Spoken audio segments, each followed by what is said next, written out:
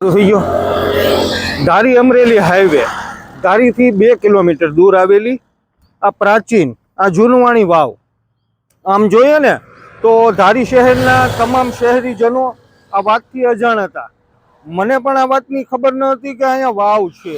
હજારો વખત અહીંથી પસાર થયેલા છીએ પણ આ વાવને કોઈ દિવસ આપણે નિહાળી ન હતી. હવે વાત જાણે એમ છે કે જ્યારે આપણને ખબર પડી ગયેલી છે કે અહીં એક વાવ આવેલી છે, હવે આ વાવની જાળવણી કરવી પણ વન વિભાગની અને જવાબદાર તંત્રની પણ એક ખાસ કરીને એની નોંધ લેધા જેવી છે કે આ વાવ જે ખુલ્લી વાવ છે આની અંદર કોઈ પણ પશુ, કોઈ પણ પક્ષી, કોઈ પણ મનુષ્ય અજાણતા અહીંથી પસાર થાય અથવા તો એમને ખબર ન હોય એ રીતે જાય તો એનું મૃત્યુ થઈ શકે એમ છે. ત્યારે આપણે જવાબદાર વન વિભાગના અધિકારીઓનું પણ ધ્યાન દોરીએ છીએ કે વન્ય પ્રાણીઓ, પશુ પક્ષીઓ માટે આ વાવને સુરક્ષિત કરવામાં આવે. અનાયાસે કોઈ જીવ અહીંથી પડી જશે તો એનું મૃત્યુ પણ થઈ શકે એવી આ વાવ છે. આપણે આ વાવ પહેલી વાર નિહાળેલી છે અને આ મુખ્ય રોડથી માત્ર 10 ફૂટ દૂર આમ જોઈએ ને તો એક લીલાછમ ઝાડ છે, બધા કાંટાળા વૃક્ષો છે.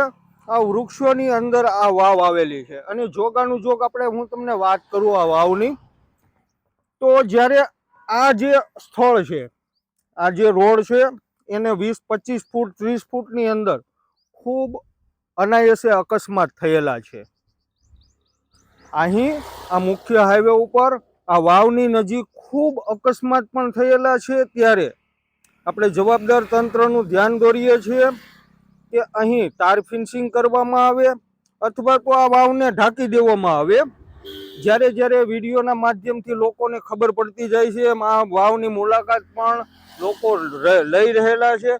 શા માટે આ વાવ બનાવવામાં આવી, કોણે આ વાવ બનાવી છે, કોઈ પણ ઇતિહાસ કોઈ પણ માણસને ખબર નથી. હા, થોડા દિવસ પહેલા જ્યારે વિડીયો નિહાળ્યો ત્યારે આ જે સ્થળ છે આ સ્થળને ગોતતા ગોતતા અમે અહીં સુધી પહોંચી ગયેલા છીએ. અને આ વાવને આમ જોઈએ તો સુરક્ષિત કરવા માટે, લોકોના અકસ્માતે જીવ ન જાય એ માટે આપણે વન વિભાગને ફરી એકવાર ભલામણ કરીએ છીએ. આ વાવની અંદર પણ આપણે જઈએ, જો કે પગથિયા પણ ખૂબ સરસ બનાવેલા છે, પણ અંદર જતા જે વાવ છે એ વાવની અંદર અનાયાસે પાણી પણ ભરેલું છે અને અનાયાસે કોઈનું પણ અકસ્માતે મૃત્યુ થઈ શકે છે. આ બધું ઉપરનું જે છે એ ખુલ્લું છે.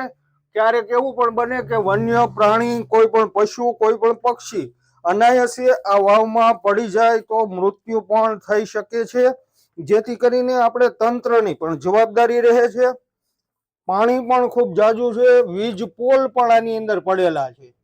ક્યારેક અનાયાસે અકસ્માતે વીજ પોલ પણ પડેલા છે અને વાવની અંદર પાણી પણ ખૂબ જાજુ એવું છે, જાણે કે ઊંડો કૂવો હોય એ રીતનું. આ કોણે બનાવેલું છે?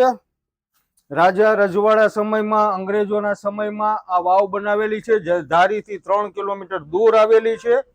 અને આ પાણીનો ઉપયોગ શા માટે, કોણ કરતા હશે, શા માટે બનાવવામાં આવેલી એ ઇતિહાસથી આપણે અજાણ છીએ. હા, એટલી હવે અત્યારે આપણે તંત્રની પાસે આશા અને અપેક્ષા રાખીએ કે આ વાવને ઢાંકવામાં આવે, જે જાળીથી ઢાંકી દેવામાં આવે, જેથી કરીને અનાયાસે કોઈ પણ પશુ પક્ષી વન્ય પ્રાણી ન પડે.